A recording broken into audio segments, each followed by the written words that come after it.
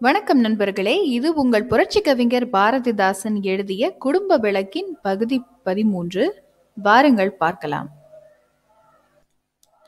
அறுசீர் விருத்தம் அப்படியென்றால் 6 சொற்கள் கொண்ட ஒரு வரியை பொருந்திய அறுசீர் விருத்தமானது.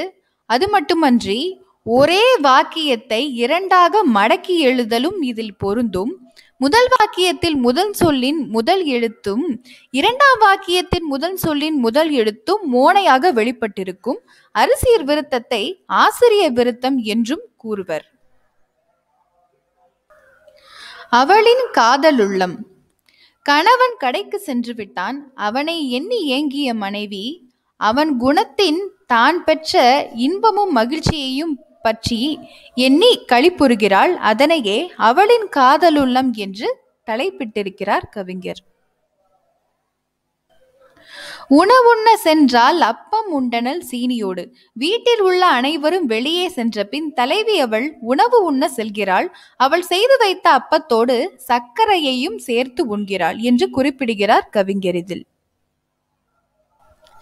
தணல் நிற மாம்பழத்தில் தமிழ் நிகர் சுவையை கண்டாள்.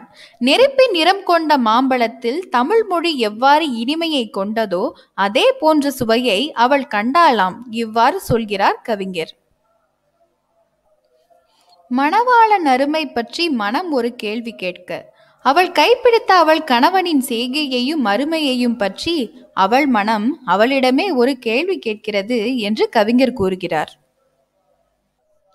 இணையற்ற அவன் அன்புக்கு நிகராமோ இவைகள் என்றாள். எதனோடும் ஒப்பிட முடியாத அவள் கணவனின் அன்புக்கு நிகராகுமோ இந்த மாம்பழமும் அப்பமும் என்று எண்ணி கேள்வி கேட்டுக் கொள்கிறதாம் அவள் மனம் என்று கூறி முடிக்கிறார் கவிஞர். உணவுண்ண சென்றால் அப்பம் உண்டனல் சீனியோடு. தணல் நிற மாம்பழத்தில் தமிழ் நிகர் சுவையை கண்டாள்.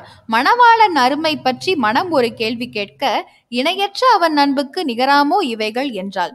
நான் குறிப்பிட்டதைப் போலவே முதல் வாக்கியத்தின் முதல் சொல்லின் முதல் எழுத்தும் இரண்டாம் வாக்கியத்தின் முதல் சொல்லின் முதல் எழுத்தும் ஒன்றி வந்துள்ளது. அது மட்டும் இல்லாமல் 6 சொற்கள் இதில் வந்துள்ளன. ஆகவே இது அறுசீர் விருத்தம். மீண்டும் உங்களை அடுத்த கவிதை விளக்கத்தில் சந்திக்கிறேன். அதுவரையில் நன்றி, வணக்கம். இந்த சேனலுக்கு சப்ஸ்கிரைப் பண்ணுங்க. பக்கத்தில் இருக்கிற பெல் ஐக்கனை மறக்காம கிளிக் பண்ணுங்க.